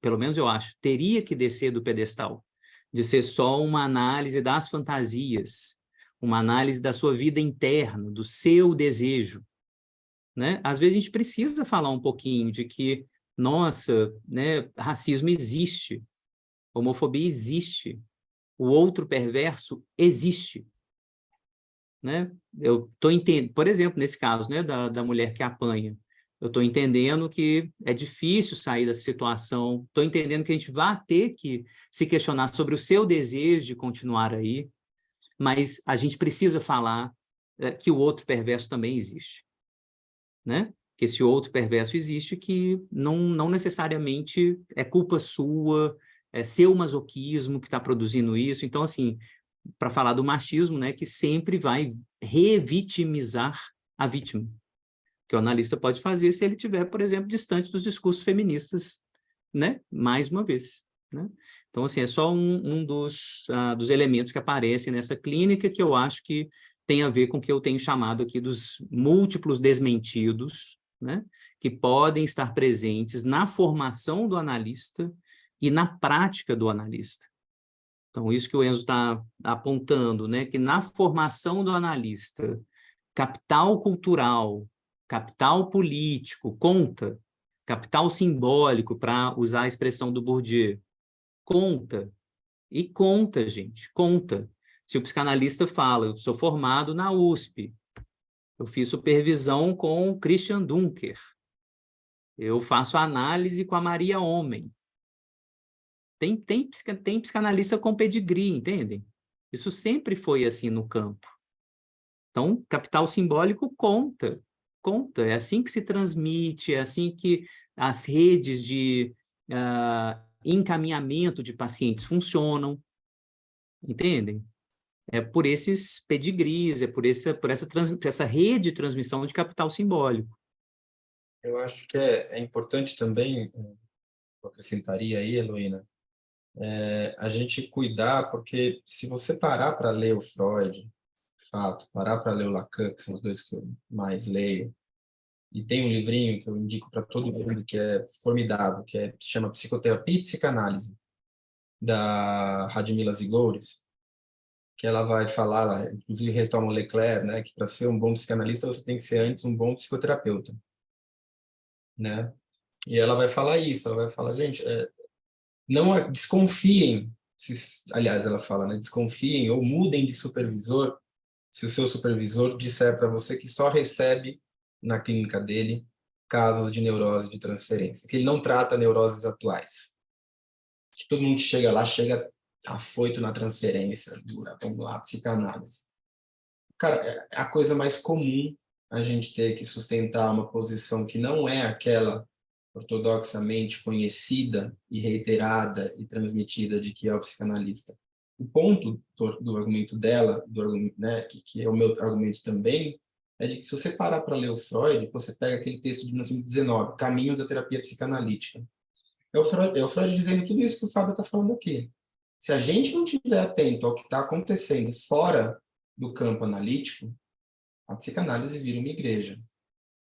O Lacan, em 49, ele tenta fazer isso com os psiquiatras. Ele fala, descobri aqui, conversando com o Bion, que tem uma função legal para a gente, para além, eu brinco, né? Para além de ser porteiro de manicômio e ficar brincando com um tubo de ensaio em laboratório. Tem uma função, e ele fala entre vírgulas, que horror, um ponto de exclamação, política. Então, isso está em Freud, está em Lacan. Pode não estar naqueles que, justamente, para sustentar esse desmentido, né, retiram a psicanálise dessa dimensão. Né? Mas é isso, é uma retirada que não tem nenhuma relação com aquilo que Lacan, com que Freud, Lacan fala. Gente, a psicanálise avança se responder, se estiver atenta a questões colocadas por outros campos. Quais são as questões que outros campos estão colocando que nos interessam hoje? Quais são as questões que os estudos de gênero colocam que nos interessam? Vejam, não é para responder a eles, mas é para, a partir do nosso tratamento, da nossa praxis, produzir algum tipo de conhecimento que possa tensionar com o deles. Não é responder à demanda, me diga o que é um gênero. Mas sim para tensionar. Bom, somos campos distintos? Somos. Mas a psicanálise está aí. Se a gente não debater com eles, a gente vai debater com quem? Com a Pasternak? Não faz o menor sentido. Exato. Ela não parece querer dialogar. A Janete está colocando questões super interessantes. Qual o caminho para a formação livre virar a acadêmica? Já que não ter grana para pagar a PUC da vida, como fazer esse caminho para nós psicanalistas, né, de curso livre? Eu tenho graduação e pós em outras áreas. Como fazer isso na psicanálise? Como eu entro na pós-graduação em federal com um currículo só de curso livre? Estou 3 anos atendendo, mas está sofrido, difícil conseguir parcerias com instituições para atender. E ela fala que está aqui desistindo da paixão dela porque ela vive nas sombras ou sozinha. É um pouco isso, né, Janete? Assim, na minha leitura do campo, né,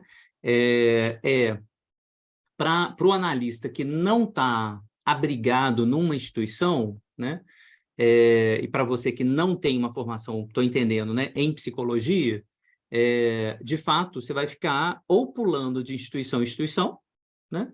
Ou pulando desses cursos da universidade, que são cursos de extensão, geralmente, ou mestrado e doutorado, né?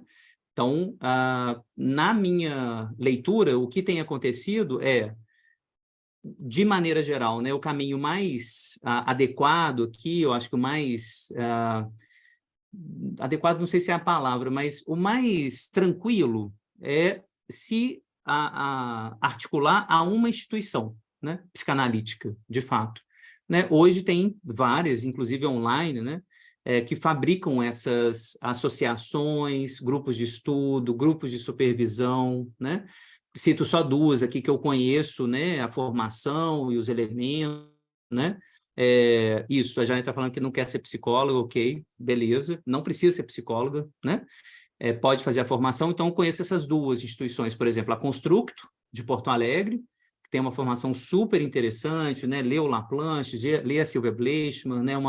Uma escola bem aberta, e o SEDES, de São Paulo, né? Que também tem uma leitura muito aberta da psicanálise, está lendo muitos autores, né?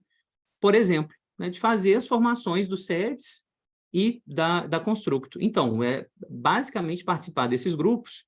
Na medida do possível, eu estou dentro da universidade, estou saindo da pós-graduação, mas a pós-graduação em psicanálise também é um dos grupos interessantes.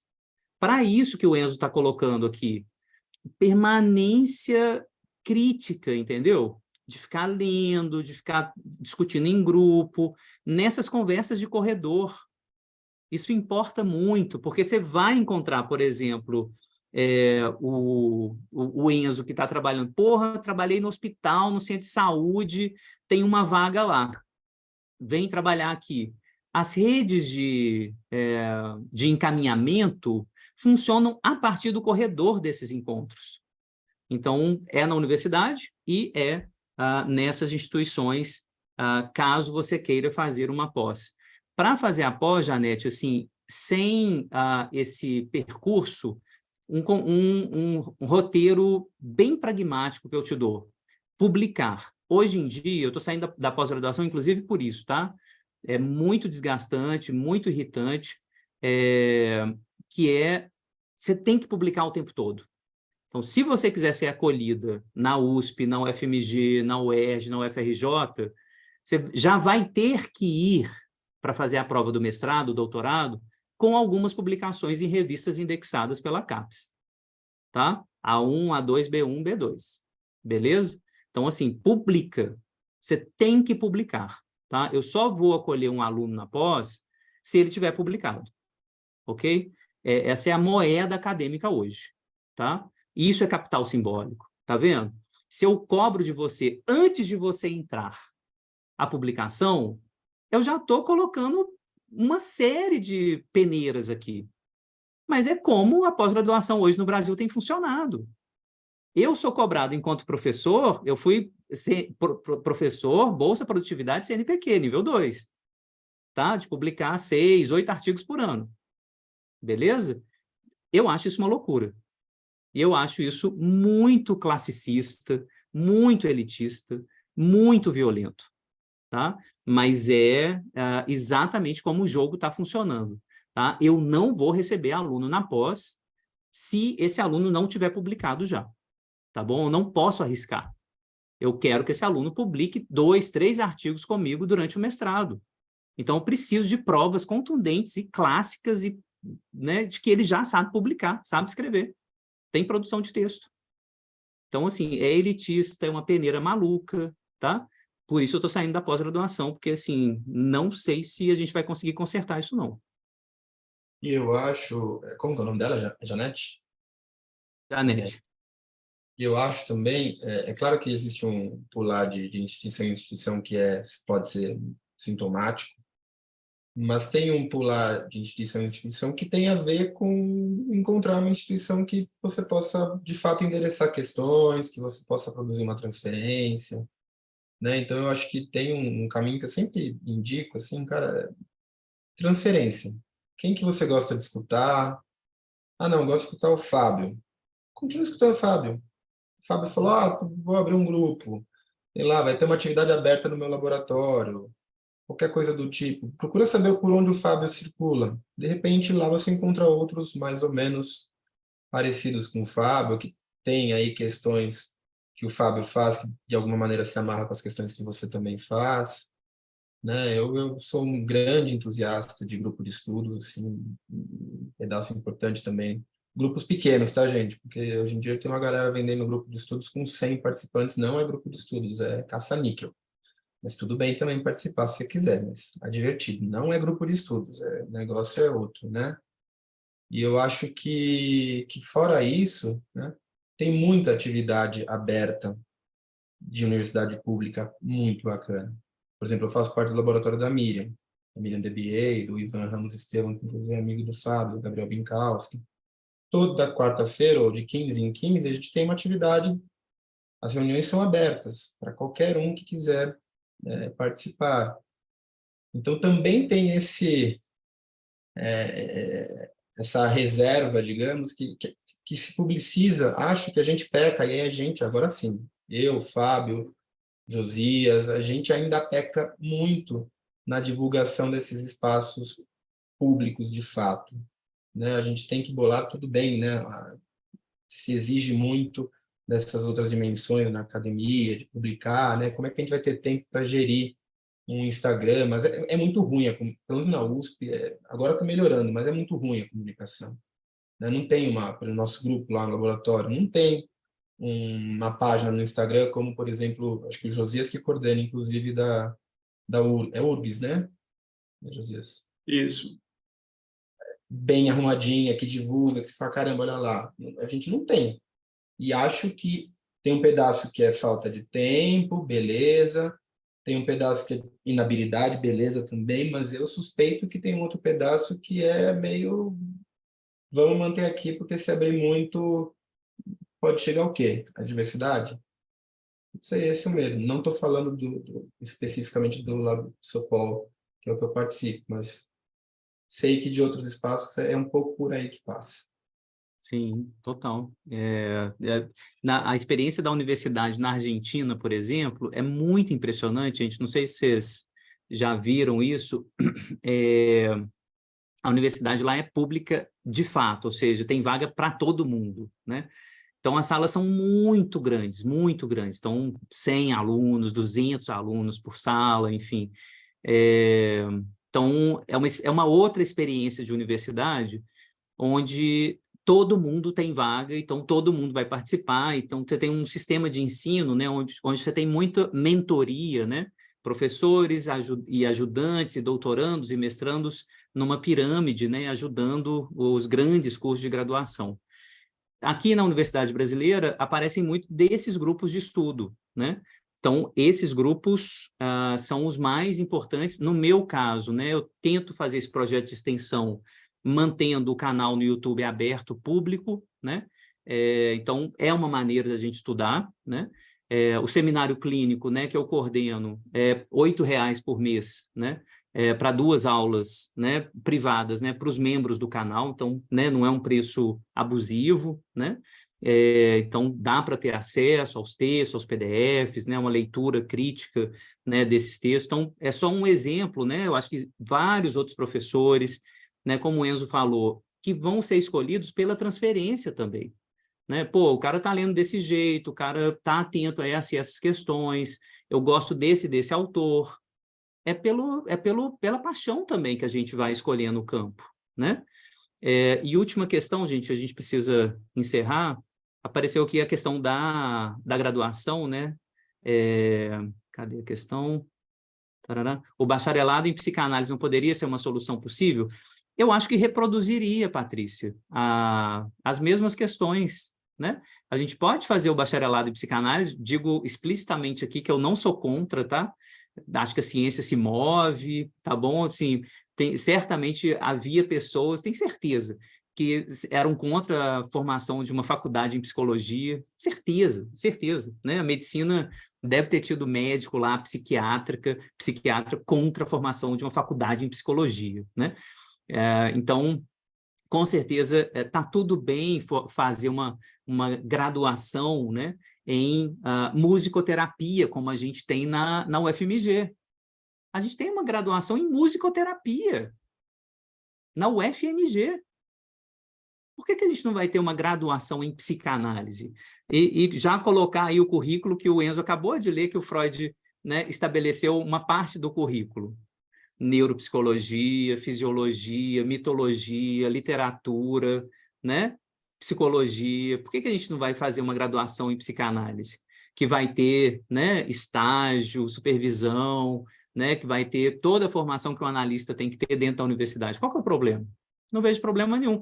E ninguém está falando aqui que a graduação em psicanálise agora vai ser o que vai organizar, de uma vez por todas, o campo psicanalítico. Que essa vai ser a formação verdadeira da psicanálise. Né? Não. É só mais um modo de formar um analista possível em articulação com a universidade. Tá? Pode continuar as instituições de psicanálise, não tem problema nenhum. Agora, a gente vai ter que enfrentar esse problema mais cedo ou mais tarde, que a psicologia enfrentou.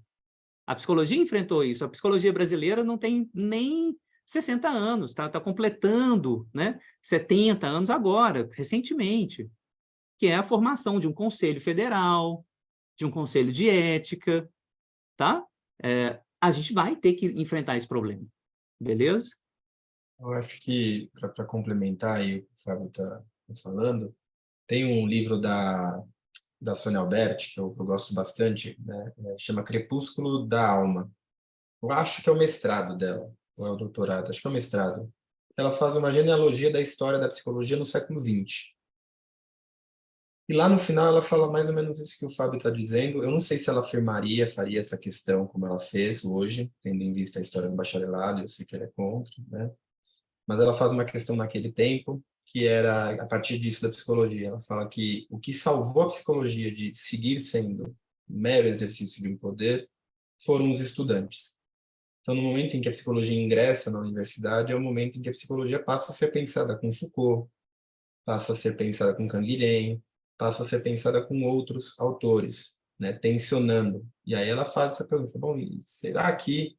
E ela diz, retoma os psicanalistas, fala, bom, a gente critica o discurso universitário, mas, bom, como é que a gente vai se haver com esse fato?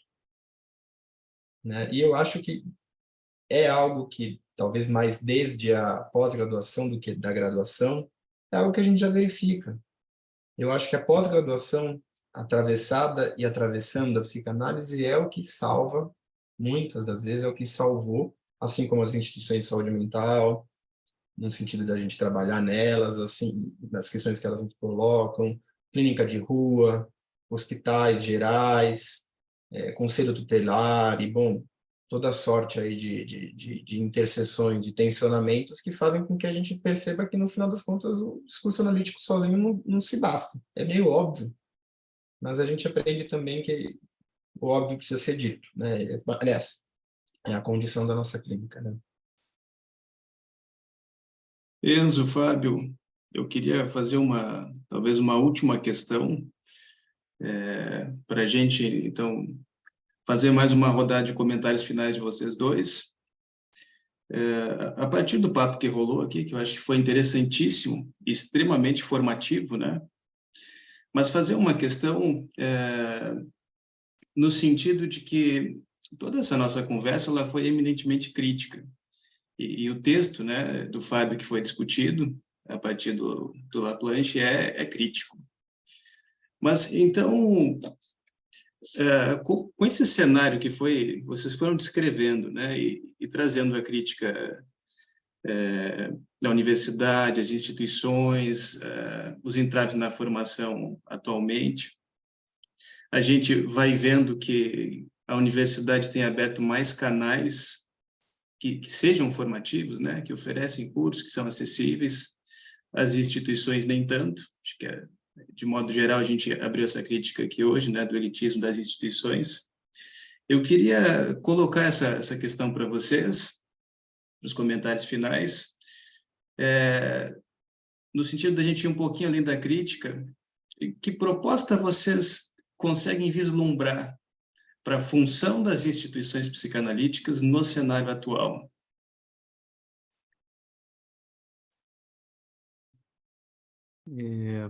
falar um pouquinho da minha posição, né, a partir da UFMG.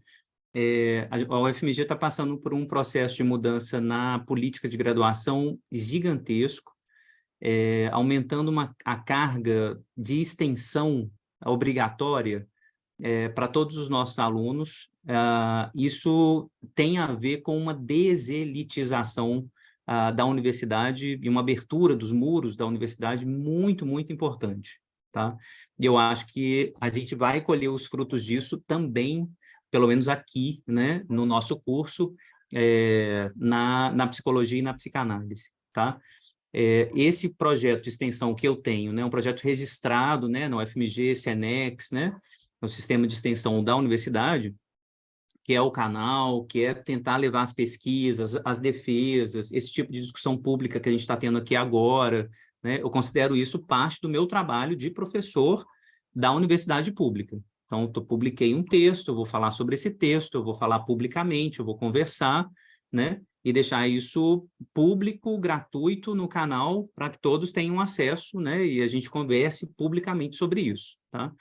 Então, essa é uma das formas, né, de um projeto de extensão que eu acho que a psicanálise, pelo menos dentro da universidade na qual eu trabalho, né, pode alcançar, né? Eu acho que tem outras formas de fazer isso, projetos de extensão, né, que existem na universidade, né, na UFMG, né, projetos de clínica ambulatorial, né, de clínica né, fora do consultório, além, obviamente, da clínica escola que eu coordenava até ano passado, né, que tem as supervisões, enfim, um atendimento para a comunidade também a baixíssimo custo ou a zero custo, né, que também é uma formação de extensão, né, que a universidade amplia, por assim dizer, a extensão para a formação dos nossos alunos, tá? Então, acho que é um pouco esse o lugar, Josias, assim, a gente precisa deselitizar a universidade, eu acho que isso vai fazer com que haja também uma deselitização da psicanálise, pelo menos nesse campo, tá? Ainda somos responsáveis pela formação do analista do consultório Zona Sul, né? Eu vejo isso claramente, né? Os meus alunos são os alunos para depois, né? Mestrado, doutorado, para quem eu vou indicar paciente, por exemplo, né? Então, alunos que estão abrindo consultório, né, Zona Sul, né, por toda a cidade de Belo Horizonte, são os alunos para quem eu vou indicar. Eu formei esse aluno, eu supervisionei esse aluno, eu acompanhei a formação desse aluno a vida toda, né? 8 anos, 9 anos acompanhando esse aluno, né? Mas é também um espaço de formação dessa nova clínica que está aparecendo, da clínica que vai colocar cadeira numa praça pública, existe um projeto desse na UFMG, vou colocar uma cadeira na praça pública e ouvir as pessoas, né? Ou um outro projeto que eu vou ouvir os sonhos, né, durante a pandemia, né? E fazer o relato desses sonhos, pensar nos sonhos, né? Fazer um projeto público sobre a escuta dos sonhos durante a pandemia. Então, assim, eu acho que há uma possibilidade de abertura aqui a partir da extensão universitária, é a minha aposta. Tomara que, né, a gente abra mais os muros a partir disso. Perfeito, Fábio. Eu vou começar minha fala, minha resposta aí para você, citando Lacan. Eu gosto muito assim dessa definição que ele dá de escola, né? Como é que escola deve ser tomada, então? Ele deve ser tomado no sentido em que, em tempos antigos, significava certos lugares de refúgio ou bases de operação contra o que já então se podia chamar de mal-estar na civilização. A nos atermos ao mal-estar da psicanálise, a escola pretende oferecer seu campo não somente a um trabalho de crítica, que foi o que a gente fez aqui bastante, mas a abertura do fundamento da experiência, ao questionamento do estilo de vida em que ela desemboca, que eu acho que toca nesse ponto que o Fábio coloca no final, né? Então, que estilo de vida funciona melhor com a psicanálise, né? E como que a gente participa da pluralização deste, né? E aí eu venho com uma discussão mais atual e o que eu acho, né? Eu entendo, na resposta do Fábio, né? O Fábio está sustentando aí, por exemplo, que a universidade é uma das instituições, né? E eu concordo com ele.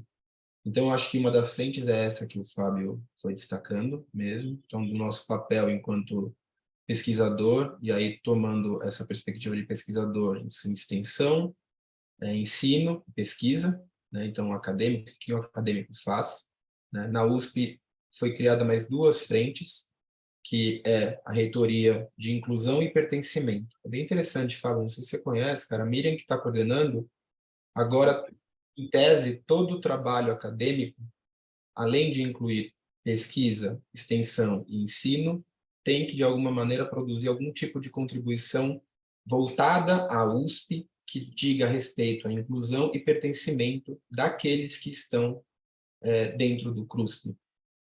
É revolucionário. Né? Muito Então, bom. eles estão Muito pensando bom. tem ali um comitê que está discutindo saúde mental na USP, dentro da USP. A gente chama de cidade universitária aqui, né, que de fato é uma cidade. Né? Então, eu acho que um dos papéis, né, uma das funções das instituições, ou da participação de psicanalistas em instituições de formação de maneira geral, é contribuir com esse debate, é contribuir com a sustentação dessa perspectiva. Né? Então, que a gente faça, eu gostei de uma marcação que alguém fez aí nos comentários, Fábio, fazer a live ao sábado, porque mais gente pode vir. Não adianta nada a gente ter um laboratório que funciona das 8 às 11 da manhã na terça-feira e falar que a universidade está aberta para o público.